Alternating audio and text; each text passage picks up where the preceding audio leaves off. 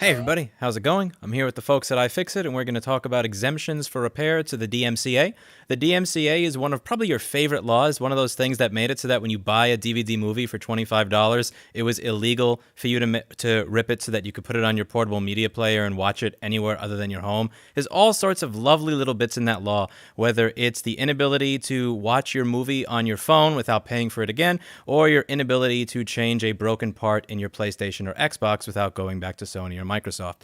So with that, we have Jessa, KK, Kyle, and Carrie, and yeah, and my duck. So everybody that's on my channel, I wanted to make sure you're not confused. You're seeing Lewis, but you're on my channel. You're also seeing the same exact stream on the iFixit channel. So we're trying to do this at 3 different places at once. And we're here to talk to Kyle and hear about that crazy thing. You guys remember fix the DMCA where it used to be illegal to carry or unlock your own iPhone, and now it's not. But it could be illegal again if this law that's up for renewal doesn't get renewed. So we're gonna hear all about that, and there's nobody that knows more about this stuff than Kyle and Carrie from iFixit. So Kyle, tell us all about this stuff. So the DMCA is the law that is responsible for YouTube videos getting taken offline. I think probably all of us have seen that. We've seen video removed to the DMCA. It's a interesting sort of broad law. It governs copyright of all things. Copyright is designed to protect creators, but there is a section of the DMCA, section 1201, that is a real problem. And it was a mistake for Congress to pass this law in the first place. It's a mistake for it to continue to be around. And I'm gonna bore all of you and show you the actual law here real fast, just to kind of set the stage. So this is the Cornell Law School, and I know none of us are normally wanting to look at law. I really hate that I have to be on here talking about copyright law at all. I don't want to have to talk about copyright. I want to be fixing things. But what this law says is no person shall circumvent a technological measure that controls access to a work protected under this title. And what that means is that software is a work that's protected under the title. And so any physical device that has a lock on it that has software, like say a cell phone, your cell phone is locked to AT&T or Verizon. If you want to bypass that lock, it is a violation of the DMCA. And increasingly, we're seeing manufacturers put locks on all kinds of things, specifically to stop people from fixing them. So this is a cartoon that ran alongside an article that I did where he says, hey, you're under arrest for circumventing a technological measure that controls access to this tire. It looks like you'll be needing a new car. And this seems totally ludicrous, but tires these days have pressure sensors in them that are attached to the overall car. And it's very possible that you would need to break a software lock to modify the ECU of the car to tell it about the new tire pressure sensor. So this feels like a dystopian nightmare. And I am here to tell you we are living in that dystopian nightmare right now. And so fortunately, like we have this terrible law passed in 98, we're all dealing with it. Fortunately, Congress built an escape hatch into the law where we can ask for exemptions for things like fixing tires. Carrie, can you walk us through, like, what does that 3-year process look like? Yeah, absolutely. So every 3 years, the Copyright Office holds a rulemaking proceeding where they ask people to petition for new exemptions that they want for the right to circumvent these digital locks. And that includes, you file a petition, you have to hire a lawyer or work with a legal clinic, you file comments making legal arguments in favor of your exemption. You have to file multiple rounds of comments. Usually you get one, opposition gets one, then you get another one. Then there's a hearing process.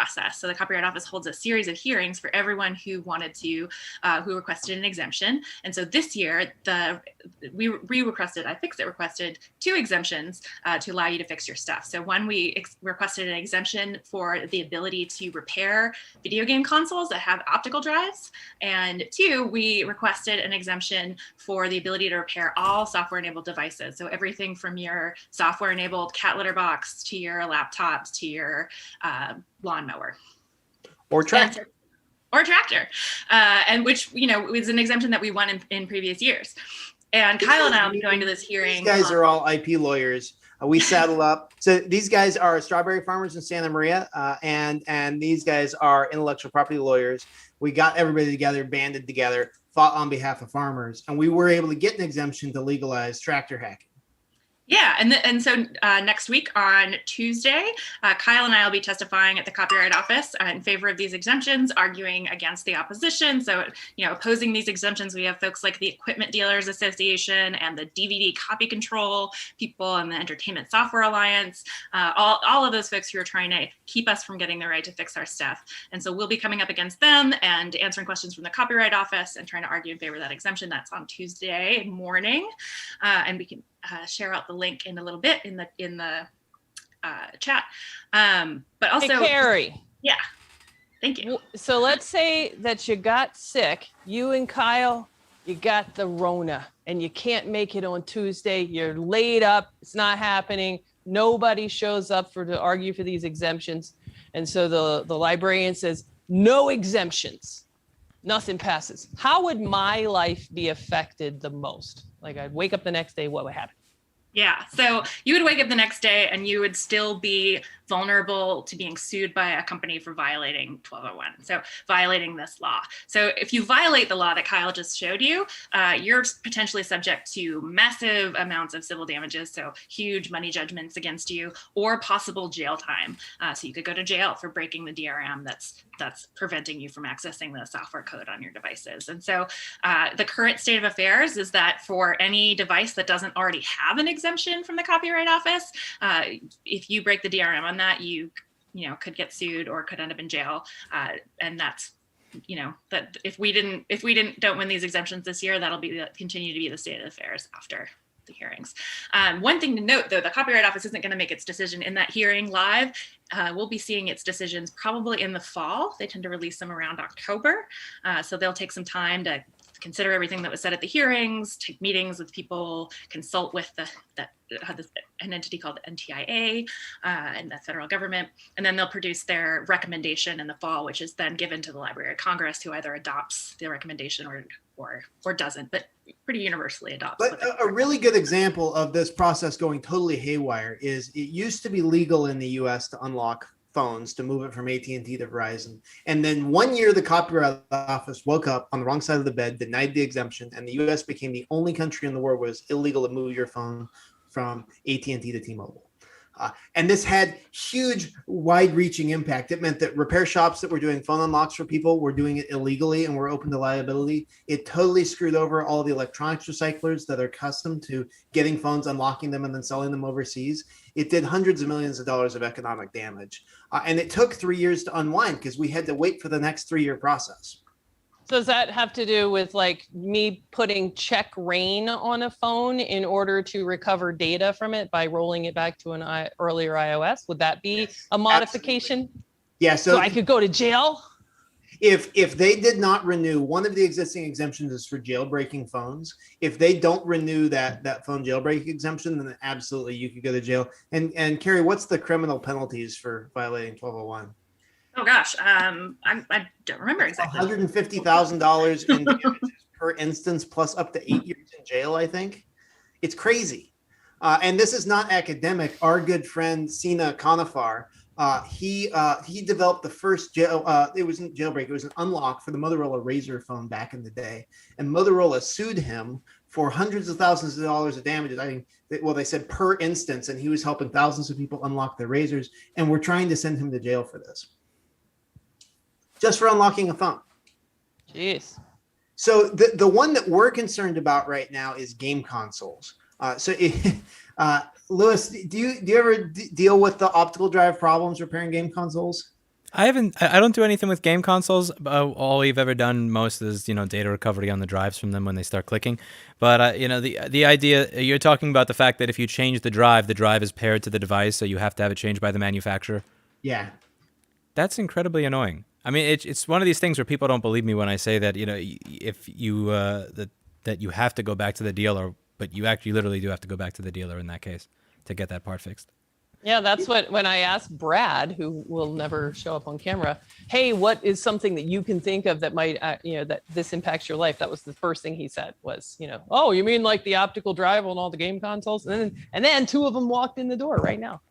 So that is a big one. Do you think that you're going to get that exemption, Kyle? So the game console exemption is the one I want the the most bad to get. We have been applying for this one and failing. Like we applied for this 6 years ago. We applied for this 3 years ago, and the Copyright Office keeps saying no. And so it continues to be illegal to do these optical drive swaps. It's infuriating. iFixit, we would like to sell just an optical drive and then say, here's the optical drive, run the software program, pair it with your Xbox, and you're good to go. We can't sell that part. And instead, we have to sell people a combo, new motherboard plus optical drive, which is so expensive, you might as well just buy a new game console. What's the opposition argument for not allowing you to change the drive? I imagine it's piracy, and one of the things that I've noticed with most of the arguments is that they very rarely, if ever, actually bring up an instance of where that happens. So when they say safety, it's a safety issue, they'll never bring up this person hurt themselves from a fixed device and here's how. So when they what do they bring up, and when they bring this up, do they ever bring up an actual citation of how this would happen? They say the sky will fall. So this is, Microsoft and Sony and Nintendo are too chicken to show up and oppose us themselves. And so instead they send their lawyers, they send the Entertainment Software Association to oppose us. And actually I have a photo here. So this is 3 years ago, this was us testifying. It's me in the center. You have Matt, who is a good friend of ours. He's an independent repair guy. Robert Miranda runs a Xbox repair operation in Barstow. This guy on the right is representing the entertainment software industry. And he's sitting there making $1,000 an hour to show up and make it so that we can't fix our things. I'd be a way better lobbyist for $1,000 an hour. The arguments are crazy. They'll say things like, it will unlock hordes of pirates, right? All of a sudden, the video game companies will completely go out of business because too many people will be pirating video games. And we're over here saying, we just want to fix the game console. We want it to work again. We don't want it to be a piracy vehicle. Some of the other opposition has said things like, well, it's going to undermine the market for that software, that if we allow people to unlock the digital lock on the pairing software, that pairing software is going to lose its marketability, and that the DVD copy controls mechanisms, the DRM on your optical disc, is going to lose marketability, which is patently ridiculous and not a concern for copyright law. And we hear just these nonsensical arguments. I mean, they'll say things like, people can hurt themselves so they could fix their game consoles. Okay. We often hear, in the automobile context, that if someone can fix their tractor or their car, that they're then going to violate emissions controls, and that's why the Copyright Office shouldn't let them fix their cars. What would it look like for me to actually, let's say you win and you get an exemption. So now just for the game console, that would allow me to solve a problem where I've bought and paid for a PlayStation and the drive stops working, which I remember having a student in here who worked on these things, and he said that a motor failure of the drive was really common. Yes. Just like any kind of motor that you sort of manually stop, that thing gets gummed up, it's going to fail. And so being able to replace that was something that had a legitimate mechanism for failure. So with the exemption, I would be able to go just get another drive, plug it in there, and play the games that I paid for. I don't understand what is the protection there now? Like, what is how does it work right now that there's a protection? I don't understand that. What is keeping me from ripping a copy of Super Mario Brothers or whatever you play on PlayStations? CS:GO.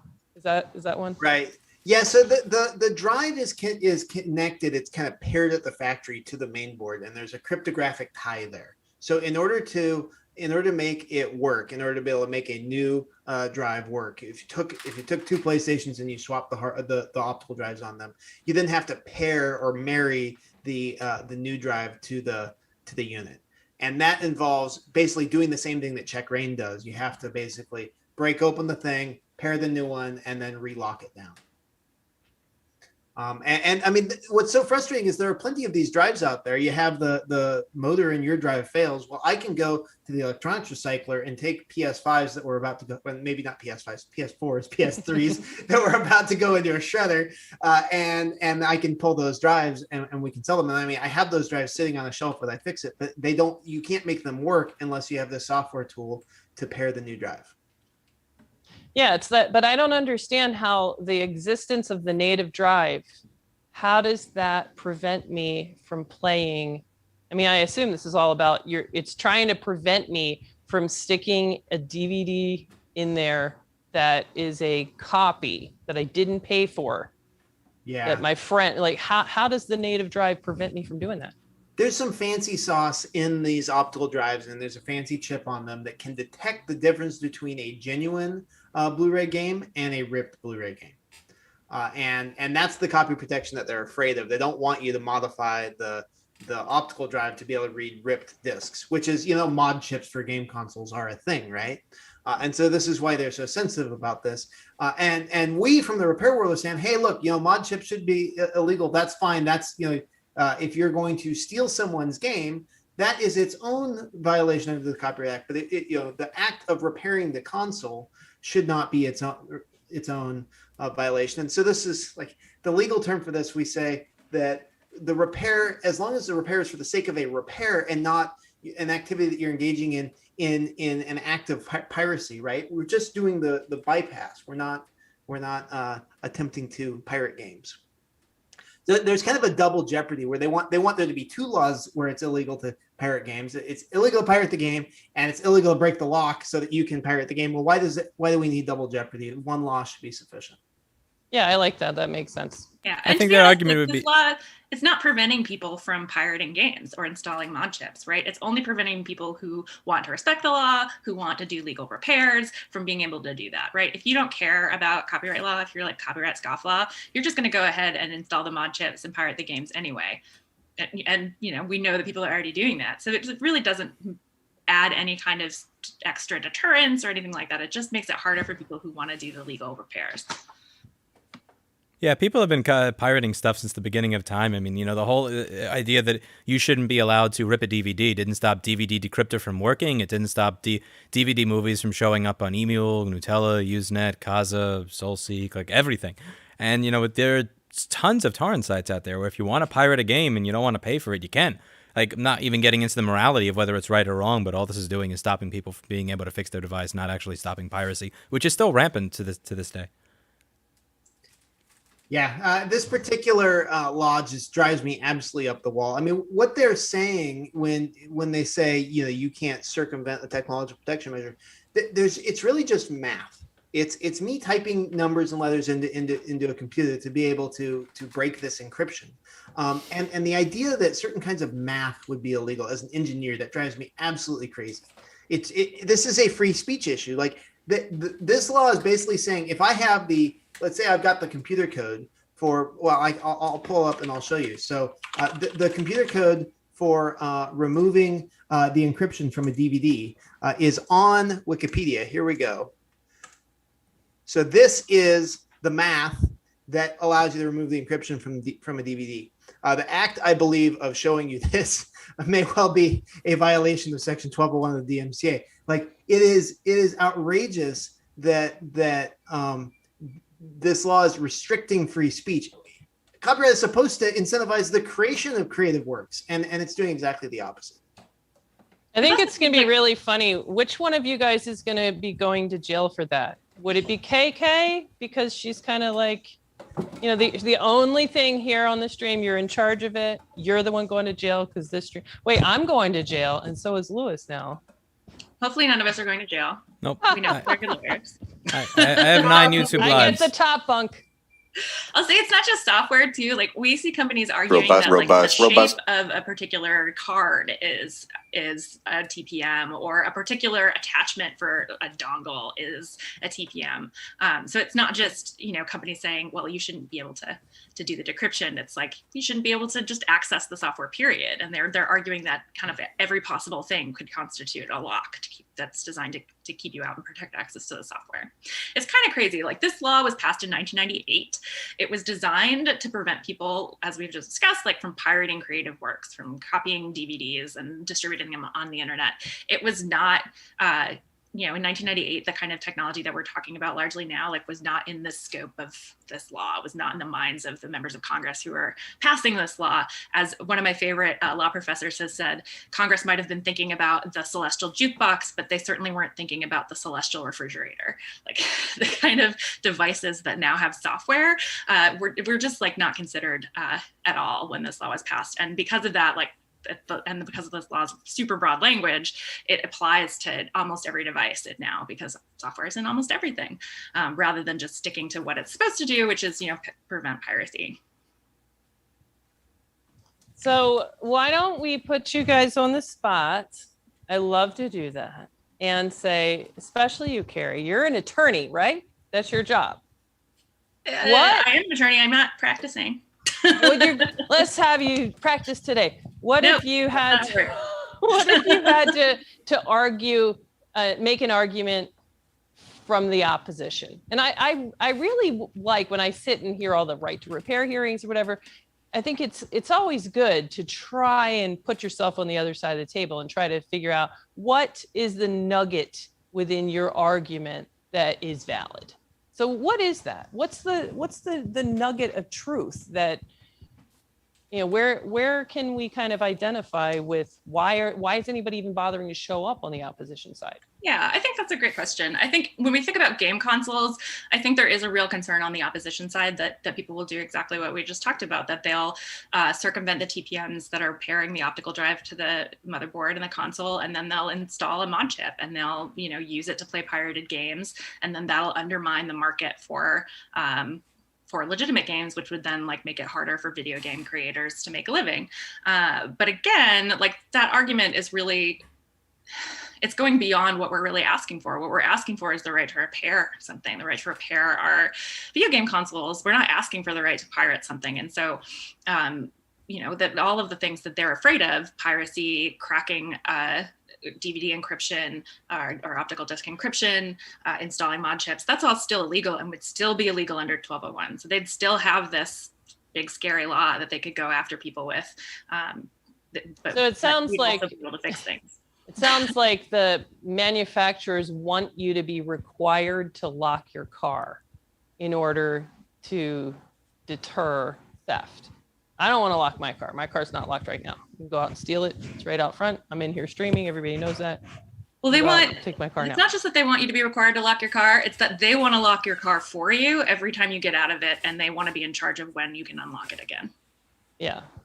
Yeah, I don't like that. That's a lot of control. Doctorow's law is if someone puts a lock on something that you own and doesn't give you the key, they're not doing it for your benefit.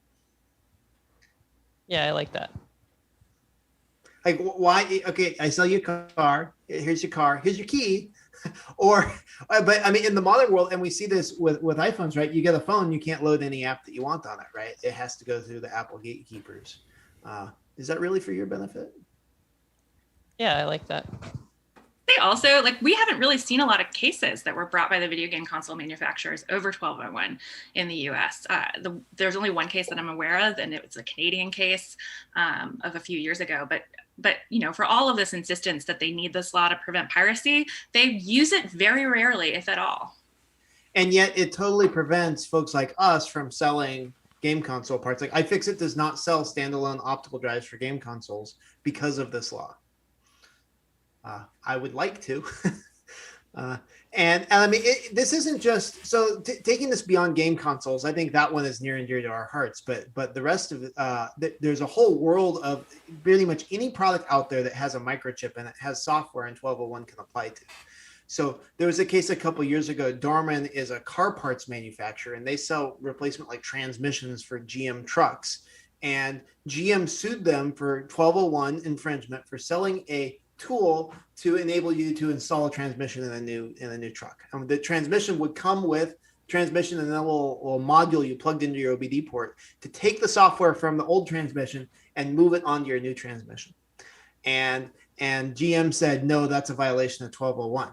So you can see, they're just like with the optical drives on game consoles, there are repairs where there is no way to do the repair unless you circumvent a lock. And increasingly, all products have locks. They're going to. Wasn't this, what am I remembering about DRM and coffee? Was that something that had to do with this? Yeah, so I believe that's, Keurig had a special a claim that they had a technological protection measure that wouldn't let you use third-party coffee capsules in your coffee machine.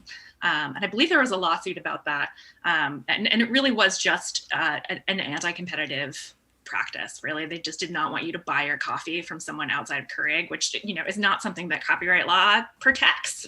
Copyright doesn't give you your right to control the market for products or services outside of the device itself.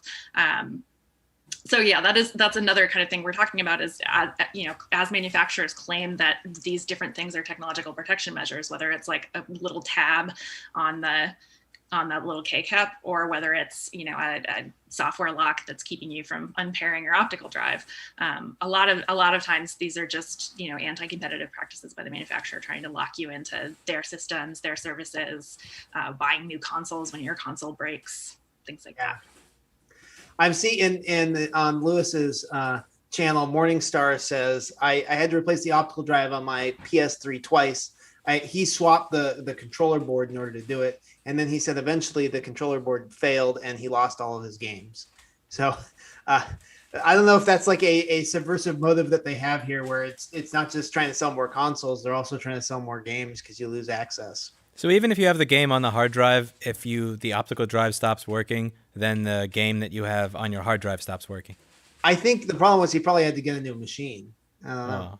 We've heard from a few folks that when you install if your optical drive is broken and you go to install the latest update for your machine, that update will check and make sure that your optical drive is running before it boots up or finishes installing. And if the optical drive is broken or not present, then it just won't finish installing or won't finish loading, and you just won't be able to play any of your games, including your digital downloads. Well, that stinks. Sure does. The K-cup, so someone was asking, where's the DRM on a K-cup? There isn't actually a chip. Instead, it's in the ink. There was a specially formulated ink in the Keurig brand cups. And again, the law says a technological protection measure. It doesn't necessarily say a software protection measure, right? So any kind of protection that they put on things, as long as bypassing that involves accessing some kind of software, can fall afoul of the law. Do you ever hear from the e-bike people? I have not heard of locks with e-bikes.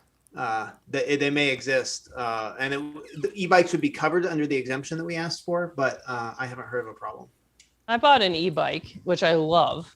And unlike some YouTubers, I'm smart enough to get it serviced at the dealership rather than try to add funky batteries and stuff like that. But I'd like to when it gets old, when it's old enough that I want to mess around with it and change the battery myself. Like I got the impression from talking to the very normal repair guy at the bike shop that I wouldn't be able to do that. This was a Vado 3.0, I think. Yeah. And I have no idea whether or not that's a thing or not, but it seems like it would be in the... It's increasingly proprietary. It's in the kind of like Apple style proprietary repair where you figured out how to fix Apple products that we all really care about a lot. And there's been a lot of smart people working on it. With e-bikes, I think it's all new. Everything's proprietary. And so we just don't know. So someone needs to be the Jessa of e-bike repair and figure it out and put the answers on the internet. And then maybe. Yeah, well, as soon as this bike stops working. So far, I love this bike. Doesn't have anything wrong with it. And ride it to work. It's been fantastic. Highly recommend. Faster for you.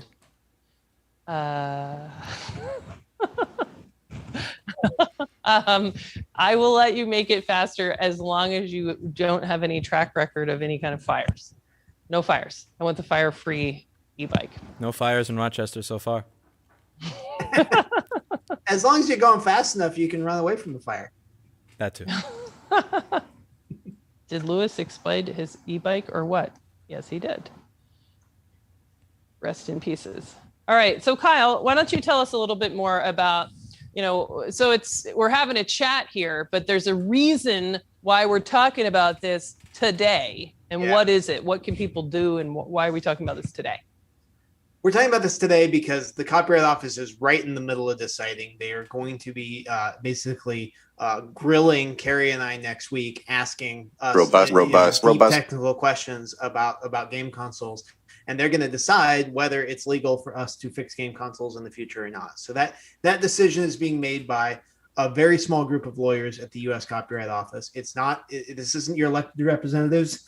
This isn't the Biden administration. This is the U.S. Copyright Office gets to decide kind of by fiat who can fix things. So we're going to be up talking next week. We could certainly use your support We need, people, tweeting at, writing to the Copyright Office, let them know that this matters to them. Yeah, and I think also, part of our larger goal here is this law is broken. There is no reason that this law should be this broad and that this should continue to stay on the books, given how awful it's been for pretty much every good thing in the world, right? It's terrible for repair, it's terrible for accessibility, it's terrible for teaching and reporting. If you watch these hearings or if you follow the process, that there are public interest groups and individuals and advocates from all walks of life who get dragged into this process every 3 years just to be able to use their stuff.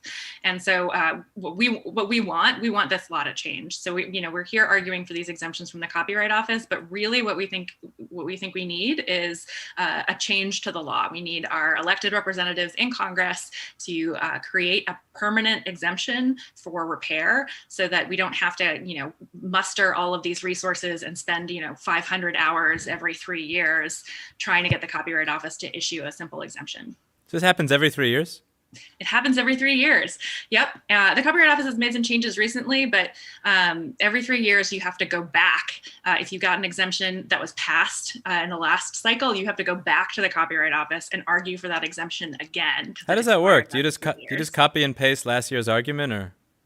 So they're trying to streamline that a little bit more this year. In the past, you had to make all your arguments all over again. Now, if you, starting this round, if you were granted an exemption in a past cycle, the burdens on you are lower unless there's new opposition or substantial opposition to the renewal of the exemption. You can kind of just petition for the renewal and hope you don't have to make any arguments about it. But if there is substantial opposition, then you have to go and make all the arguments all over again. And that said, the Copyright Office has been insisting on defining the scope of exemptions super narrowly. So they're essentially doing device, very narrow device category by very narrow device category. So this year we're asking for a broad exemption to be able to fix all software-enabled devices, but they've indicated in the past that they're very hostile to that approach and that really we should be going if this year it's software-enabled light bulbs, and next year it's software-enabled toothbrushes, and next year it's software-enabled cat litter boxes. And so there's, we're going to have to keep doing this basically for the rest of our lives. I see what they're saying. Robust. In 2018, it looks like one of them said, and I quote, "It's my own damn car. I paid for it. I should be able to repair it or have the person of my choice do it for me." Was that a quote from someone that you included in your evidence, or was that from the actual Copyright Office who said that? Because if that's from them saying that, it seems like they understand the problem, would be a little bit more No, open. it's not from them saying that. That's from someone who's advocating for the exemption, not the Copyright Office. Yeah, I figured that was too good to be true because it said that showed up in the report, and it's there's someone in our government that believes in freedom? What the hell? Well, I'm sure there are, but just generally not as much in the Copyright Office. Well, and something that's a little bit frustrating about this is it's Robust, lawyers who are the ones robust. making the decision. Last I checked, most lawyers make pretty good money and aren't generally the people that are fixing things themselves. So they are pretty disconnected from the needs of the rest of us. And so when iFixit shows up, they are often asking me very basic questions like, if you need to change the tire sensor in your car, what is involved in that? What kind of tooling do you need? They're asking me how do you open an iPhone? Just very basic questions. So I feel like we kind of have to bring the world of reality to the Copyright Office and explain it to these lawyers up on their ivory tower. How can we help? It sounds like, Carrie sent me a link that I posted on my community tab for public comments. So where is the primary opposition this round? Is it the video game consoles, and what else? What do they need to know? Yeah, the two. So are we category 12? I think there's two exemptions that we're asking for. We're asking for game consoles specifically, and then pretty much all things that have software. And we are expecting the Copyright Office will not be super excited about either of those. So I would say, the biggest thing that you can do is call your congressman and complain about 1201. Yeah, I would agree. I would say, watch the hearing and see what kind of questions the Copyright Office asks and what kind of statements the opposition makes, and call your members of Congress, call your senators, and tell them that you think the law needs to change. And that's what we're all angling for long term. Just to show you kind of how ridiculous this is, I'm going to show you the list of things. This is the exemptions that we got granted last year. So this is the blog on iFixit where we talk about what we got. And so it's legal to unlock phones, tablets, wearables. But only if the device is used. If it's new, if it's a new phone, you can't do that. I don't know what the difference is between a new and a used phone, but maybe you do. We got access for cars, tractors, and 3D printers, but not some other things. So they're breaking this out category by category. Like we got an exemption for 3D printers, but not 2D printers. So to be clear, I have a software controlled litter box, and I sent a software controlled litter box to Lewis. We both have these right now. Am I going to jail if I start to open that thing up and mess around with it? Mr. Clinton broke it. If someone finds out. Well, I'll never tell. I'll take that one to the grave. Yeah, and our friends at the Electronic Frontier Foundation used the litter box, the software-enabled litter box, as an example of where people would really like to be able to modify them, change this cleaning schedule to be like more environmentally responsible, or use. If it's yellow, let it mellow. Precisely, and right now that's illegal under copyright law.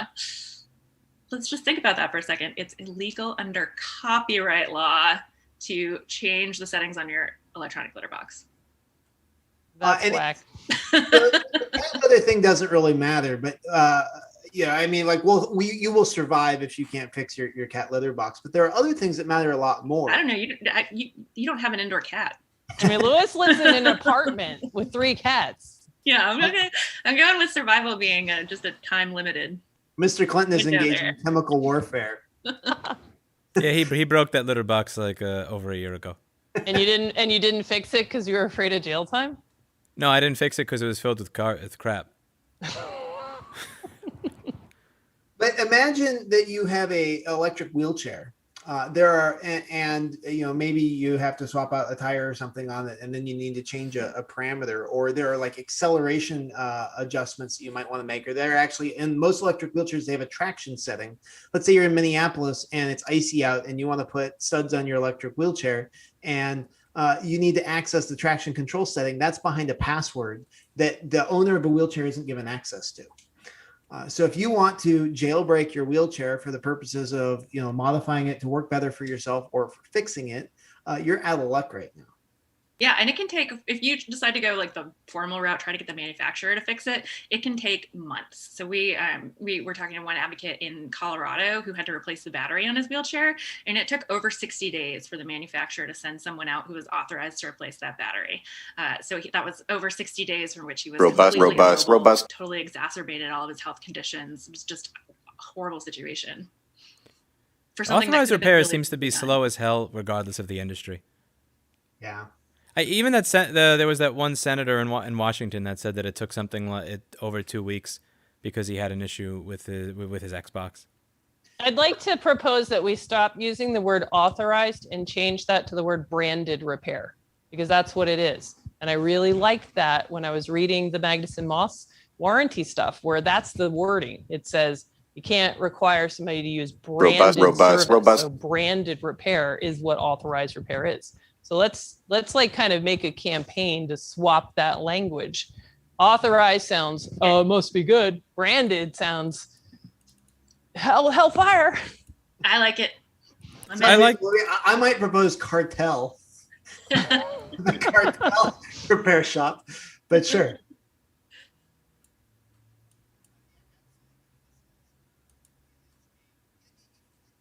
In your business, you might not be super fast at responding to everybody either, because the customer is going to be there today or next week, especially if they're in a wheelchair. Yeah, they're not going anywhere. Yeah, that's got to be against some other kind of law. That's wrong. All right, what else do we need to talk about? Please send your pacemaker into a branded repair contractor. Yeah. Can we get a link to the hearing? So, we're going to I put the links to the hearing on the community tab. So if you click over to community, I made a post with both the link to the hearing and to the public comments survey. And I'll move that over to the description. And I'm sure Lewis is busy doing the exact same thing. Yeah. The other thing I would mention is outside of what the U.S. Copyright Office is working on, there's a lot of other right to repair activity happening right now. 27 states have introduced bills. There's a lot of momentum. Robust. California medical right to repair bill just passed out of the Senate Health Committee unanimously yesterday. Very excited about that. The Canadian Parliament had a discussion on right to repair, specifically a fix for this copyright issue in Canadian law. They had an extensive debate about this yesterday, and by extensive I mean representative after representative came up and talked about how important right to repair was, and not a single representative testified against it. So until the lobbyists show up, everyone likes it. That's something actually I think is important because I know we have an international audience for a lot of these, and that the U.S. has steadily exported this law through trade agreements throughout the world. So almost every trade agreement since 1998 contains a version of Section 1201 and this legal protection for technological protection measures. Most of them also contain some kind of limitations or exceptions, so an authorization that a nation state can enact certain exceptions. But that differs in terms of implementation from country to country. And it's bad. It is a bad part of US law, and it's sad that we have exported that everywhere. This is American imperialism exporting the worst aspects of our law to the rest of the world. And that's the only reason it's in Canadian law. So we need to fix it. We need to fix it everywhere.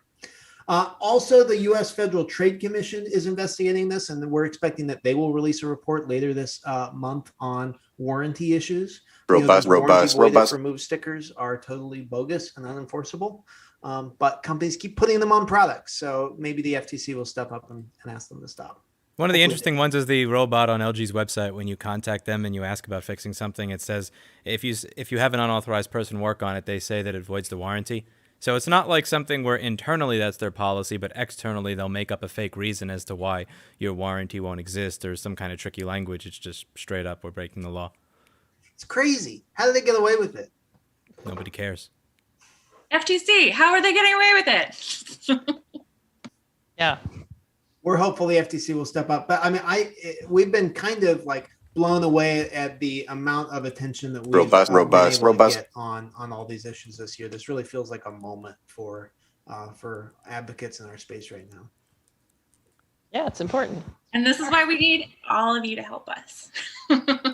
And this is why both on the state level and the federal level and the international level, make it clear to your lawmakers that you support the right to repair, whether it's through state level right to repair legislation or changing Section 1201, reforming copyright law to make repair legal for all software enabled devices. We can't do it without you. Yeah, and I know Lewis did a video on the FTC thing. It's ftc.repair.org is a forum for writing the FTC. Please do that. Many thousands of you have, and we super appreciate it. We are going to be, I don't think we've announced this yet. We are going to be hand delivering those petitions. I think we will print them all out and then deliver them to the Federal Trade Commission next week in Washington, D.C. And will you say making it rain? We might. Yeah, exactly. All right, very good. Well, I think we are kind of at the end of the attention span. At least I gotta go do stuff. And so, thanks, guys, for talking to us about this stuff. I had no idea that we had to redo this thing every 3 years. That's crazy. It's like Groundhog Day. And I can tell you, we often work with legal clinics. And one of the legal clinics we work with out of Harvard Law School, they represented someone for a very simple, like medical device data exemption that wasn't opposed several cycles ago. And it took over 500 hours of legal work just to get that exemption, an exemption that was not opposed. Nobody even cared about. Yeah, that's crazy and frustrating for sure. And, I think that a lot of us in this space would definitely like to see the game console repairs open up, especially for a really common failure of that motor drive. So, all right, thanks so much. And we will put a link in the description for how to show up for the hearings, because they're on Zoom, so everybody can go. Why not? And to submit some comments so that you can help folks that might be lay people understand why this is important. So thank you very much. And Lewis, you can end your stream, and I am going to end my stream right now. Thank you, everyone. Right. Thank you, Lewis and Jessa. We'll see you later. Thank you so much for taking the time. Thanks for having us.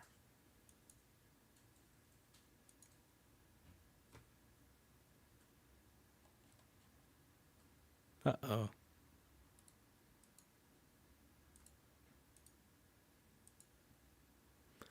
Okay, let's see. What do we have here? So now I can turn off desktop audio capture because I'm not doing a stream. So, everybody complain about the logo. Why is there the logo? It's not even my logo. It's iFixit's logo. And that logo long predates the logo that you're all bitching and crying about. My God. It's like cancel culture in reverse. It's a fist holding a wrench. Oh, Jesus Christ. Bunch of fucking crybabies. All right, let's see what we have in here.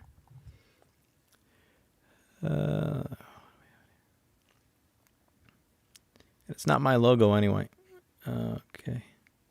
I was really hoping that I would get some good questions here, and most of it was just senseless trolling, so I'm incredibly disappointed in my chat. You embarrassed me in front of company. All right, let's see what we have.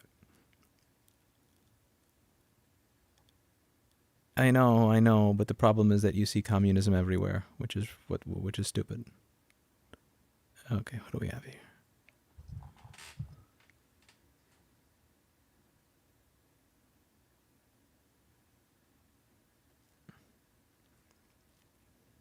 I wasn't talking because I wasn't paying attention. At least you're honest. How's Oreo? He's here.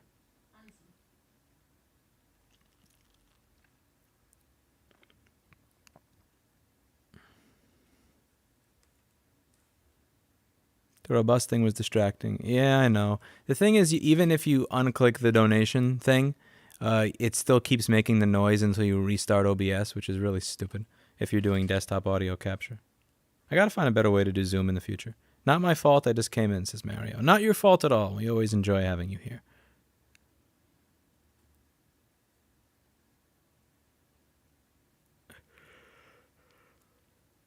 The ThinkPad is robust. A robust disappointment, says Matthew Spriggs.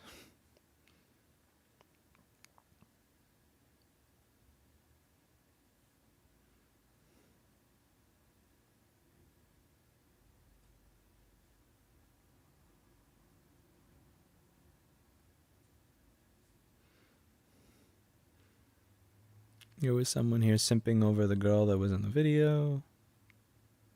Why simp? Why you simp? No simp.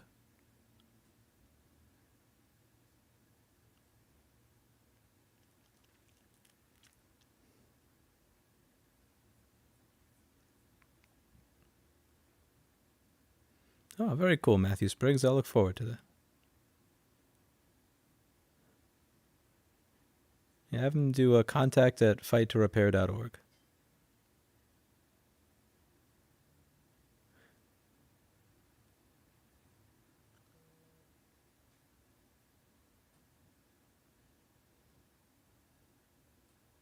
That's why I don't use Bosch e-bike Soundwave. Stupid. I missed the story about the duck representing Eli. Yeah, me too, but at some point he changed the logo on the Daily Blob channel to a duck, and he started recording videos of ducks that were long and just talking about how the duck meant something. And that was the point at which Eli started to go almost as crazy as I have been going for the past few months. We have Right to Repair Club and Clubhouse. Come on over, but you need to use an iPhone. No, I reject the premise of a social network that requires I use an iPhone. If the social network will only work with an iPhone, in my opinion, it's a worthless, useless social network, and I want no part of it. I'm not going to buy a different phone so that I can use a social network. Get out of here. If Clubhouse is open to making an Android app or something where I can use it on a computer, desktop computer or laptop computer, I'll use it. But I'm not buying an iPhone so that I can use a social network. There's so many social networks out there that don't require an iPhone.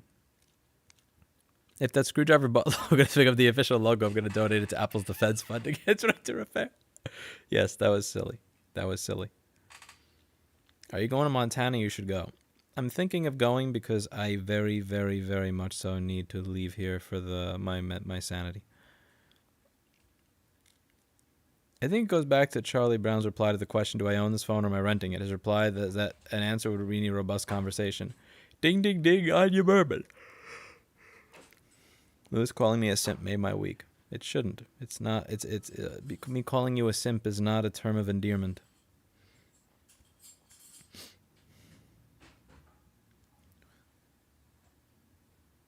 Go, it's pretty in West Montana. It's probably much prettier anywhere outside of here, honestly. Screwdriver above house pants at store when? It would be so fucked up if everybody votes for that to be the logo. I'm not making that the logo. I don't give a shit. Erica, did you see the logo that someone submitted? No. Look at my community page real quick. Tell me what you think of that logo. Everybody wants that to be the logo. I've gotten a couple of comments on it too saying make that the logo. Oh, why am I yawning? What do you think of that logo, Erica?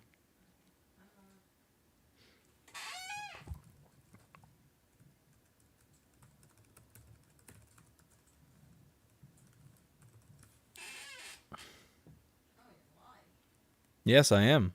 What do you think of that logo? Erica's computer's really slow. She has a MacBook. What the hell is this? You saw it? Yeah.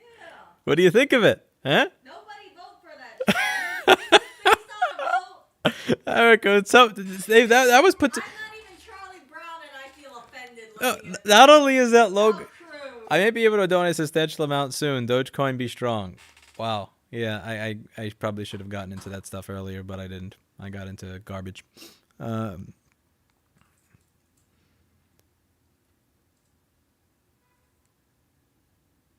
is correct, Dennis Downey. That is correct. BS. That is BS. I think you mean full self-driving, not autopilot, but it's the same fucking principle, and I agree with you there. It's BS. Why open an optical drive when you can get a new one for $40? Because you have to fix it at component level. That dude, I will check your email.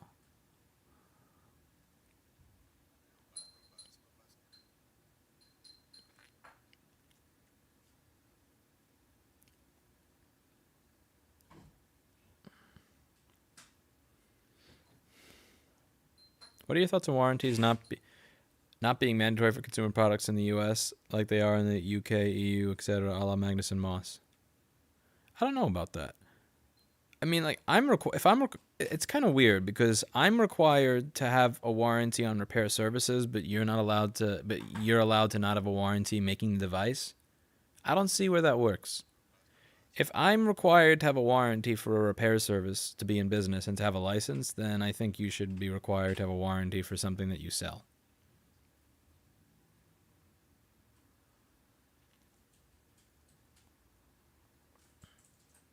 We have enough products that die less than a year or a year and a half after they're made that are very expensive. So even with a year warranty, a lot of people kind of get screwed over. I'm not sure about making it.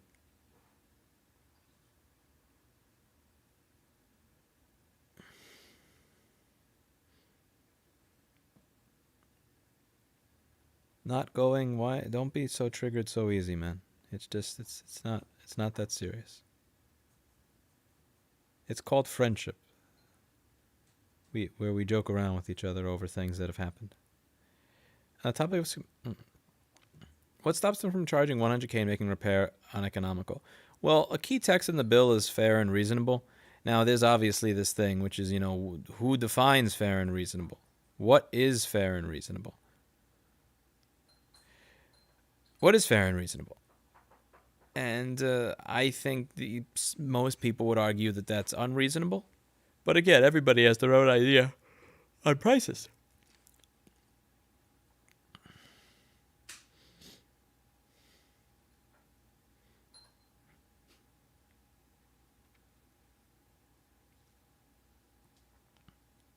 Well, I think that isn't fully it, Akiva, because what that does is Akiva, what that does is it allows you to sell a piece of shit and get away with it.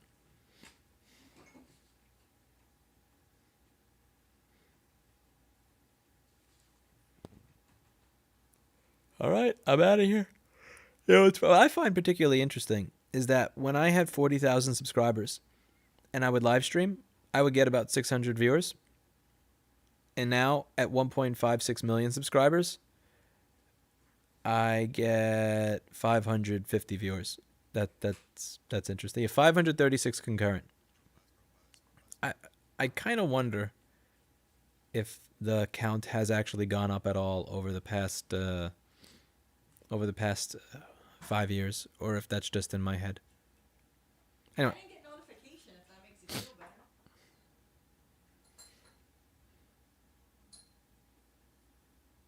Someone asked, do we have a solution for firmware hardware diagram but FPGAs in terms of copyright exemption? I don't believe that we do, but I would have to ask Kyle that, and unfortunately he left. I apologize, Mr. Kopass. All right, I'm out of here. I'll see you all later.